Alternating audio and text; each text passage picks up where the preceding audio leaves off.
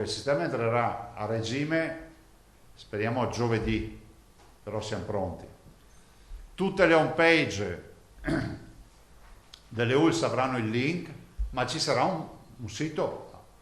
Ecco la piattaforma che da metà settimana andrà a integrare il sistema già attivo in Veneto, un modello che prende le mosse dall'esperienza di alcune ULSS e che adesso si estende a tutta la regione. La prenotazione, dice Zaia, avverrà su chiamata per classi a seconda della disponibilità di dosi, priorità ai soggetti fragili. Chiedo a tutti comprensione e pazienza, perché finché non andremo a un certo regime garantito di vaccini. Certezza dei vaccini che al momento ancora non c'è, anche per questa settimana per esempio si attendono con trepidazione le consegne promesse. Domani dovrebbero arrivare i vaccini, ma se non arrivassero noi non siamo in grado di far mercoledì, perché non abbiamo più.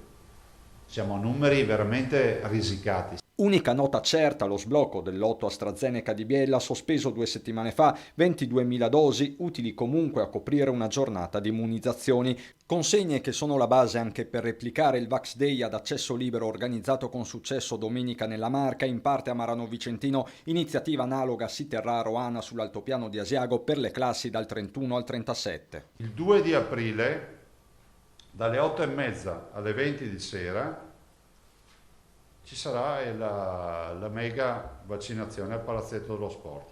Il Veneto al momento vaccina già 34.000 persone al giorno, nelle ultime 24 ore 74 persone vaccinate ogni 10.000. Con questo ritmo su 136 giorni vaccineremo tutti, ma se prendiamo invece il target che ci interessa, gli over 60, che è quello che ci interessa di più, verosimilmente i 136 giorni diventano un paio di mesi. Nel pomeriggio il vertice tra regioni e il governo Draghi per definire i contenuti del nuovo DPCM. Di certo restano diversi nodi da sciogliere. Un italiano va alle Canarie, l'ho detto oggi Bernabò Bocca di Federalberghi, va alle Canarie e fa un tampone in entrata e un tampone in uscita e è a posto. Da noi resta chiuso l'attività.